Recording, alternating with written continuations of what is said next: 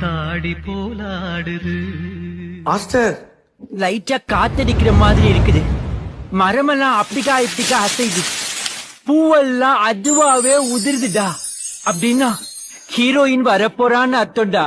ஆடியில செய்தி சொல்லி ஆவணியில் தேதி வச்சு செய்தி சொன்ன மன்னவருதா, எனக்கு செய்தி சொன்ன மன்னவருதா. சொந்தம் சொல்லி நெத்தியில குங்குமத்தை வச்ச ஏன் மன்னவர் மன்னவருதா.